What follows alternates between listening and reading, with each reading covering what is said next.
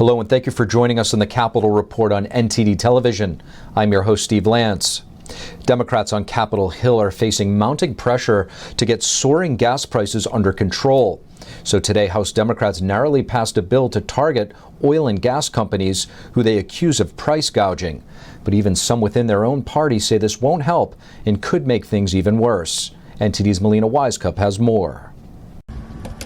The price you're paying at the pump hit record highs yet again, now inching up close to $5 per gallon on average.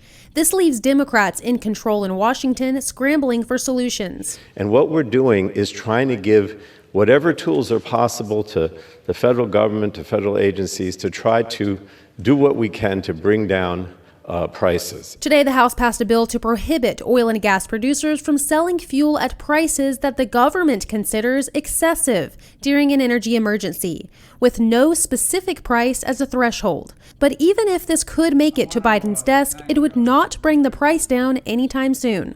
What's your message to the American people who are looking for relief right now and are asking the question, why aren't you guys doing something that would have a more immediate impact? Well, we're doing a number of things. We're doing market manipulation, actually, today as well. But the fact is that this situation had to be addressed for now. Everything we're talking about how do we solve it for now, but how do we prevent it from the ongoing? But will it help even in the long run? Some Democrats remain skeptical. Former Treasury Secretary Lawrence Summers served under Obama, and he calls this move dangerous nonsense, telling Bloomberg News that there is no way this will have any effect on inflation. And he says it could even make the issue worse by causing shortages, inhibiting supply responses, which he considers the best way to overcome inflation. A few House Democrats share this concern. One of them, Congresswoman Stephanie Murphy, saying that it should cause real concern for people who are trying to alleviate the inflation situation. She was one of 4 Democrats who voted against the bill, joining all Republicans in opposition. That's not a plan, it's an agenda. The Democrats and the administration are planning energy failure. And over in the Senate today, the Energy Secretary was pressed on the reason behind the soaring prices. And so if you're in the oil and gas business and your government is attacking and the president says, I want to get rid of fossil fuel, would you want to go invest a whole bunch of new money? With oil at $110 a barrel, I don't know that hurt feelings have anything to do with it. Melina, gas prices and inflation are issues Americans are facing on a daily basis, and now the midterms are right around the corner. With President Biden's poll ratings continuously sinking, are Democrats on the Hill concerned these pocketbook issues will possibly cost them the majority in Congress come November?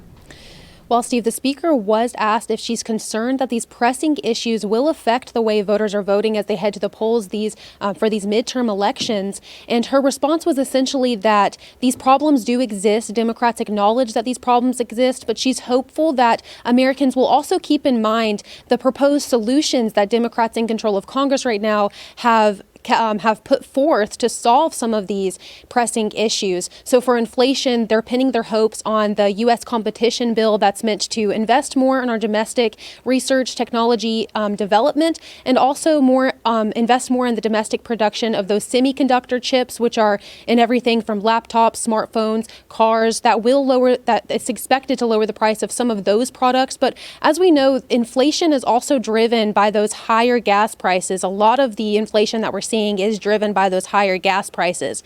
So Speaker Pelosi did tell me that they are working on other solutions in order to lower those gas prices, but she wasn't specific about what exactly those other proposals are. So if Democrats are right now working on some of those solutions, we are still waiting to see the details of those proposed plans. Steve, back to you. The Senate today voted to pass a $40 billion aid package to Ukraine. The yeas are 86, the nays are 11, and the bill is passed. The 86-11 vote gave final congressional approval to the package. The House passed the bill earlier this month by a vote of 368 to 57. President Biden is expected to sign the legislation immediately. Biden originally requested a smaller $33 billion aid package 3 weeks ago.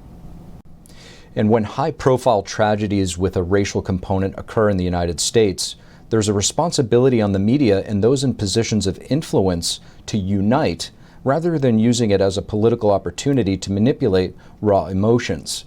Dr. Carol Swain is a retired professor from Vanderbilt University.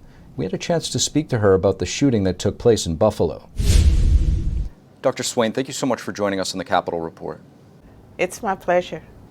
Doctor, when it comes to the horrific event that took place in Buffalo, New York, the shooting, it was obviously seems to be racially motivated. That fact can't be ignored.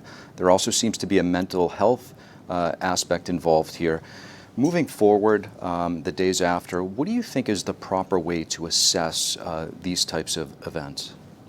Well, first of all, it takes me back to late 1990s, early 2000, when there were some incidents that were happening like that across the country, and it wasn't just white on black or involving Jews, but also one case in particular involving a black man. And so what I think is that we need to look at the environment that creates an atmosphere where people hate one another. What happened back then, it inspired me to write a book titled The New White Nationalism in America, Its Challenge to Integration. And what I found were that there were conditions, there were conversion that I felt were creating a devil's brew for racial unrest. And I believe that there are grievances that fester, there are legitimate issues that are not being addressed, and that right now we have the critical race theory, the diversity, equity, inclusion being pushed upon the population in a way that divides people. It creates racial animosity and hatred. And as long as politicians see political advantage to dividing people along racial lines, I think you're going to have young people, you know, that have grievances, and they see racial double standards, and they get angrier and angrier. And unfortunately, we have created a society where people can't talk. We would be much better off if we could talk freely, and when you have a young man like that, that he could have a conversation back and forth with someone who disagreed with him, and I think you would have fewer incidents like that if we had free speech. So do you think there is an alternative way or a way to, create more unity through these types of tragedies? Yes, I think that instead of, we can look at that particular person. That was tragic. What happened was tragic. But we also need to look at the subway incident. We also need to look at the hate crimes that take place involving other groups. And we need to look at ourselves and our leaders and how they're responding, because I think we are responsible, that because we are not addressing issues and grievances and problems in a way that bring people together, we are creating an atmosphere where these types of incidents will continue to occur. And in that book, The New White Nationalism, I argued that we needed to reject identity politics and multiculturalism, and in America, we needed to focus on the American national identity. To your point, President Biden visited Buffalo, where he addressed the families there. He actually invoked the January 6th Capitol breach and protesters there. What do you make of that? I mean, it's just exploitation. It's pandering. Because if we look at January 6th, and we should be looking at it, our leaders should be looking at it, what I see is that we have an America that now it seems comfortable with having political prisoners, because many of those people that are in jail from January 6th, they've not had trials, they've not had due process, presumption of innocence. And we see a double standard where people on the left are allowed to engage in violence and even actually set federal buildings on fire, and nothing is done. And so when I look at January 6th, has nothing to do with this young man in Buffalo. Absolutely nothing. And so you see the Democrats creating conflict and animosity. Every American should be appalled by those people that are in jail because of January 6th. Dr. Carol Swain, thank you.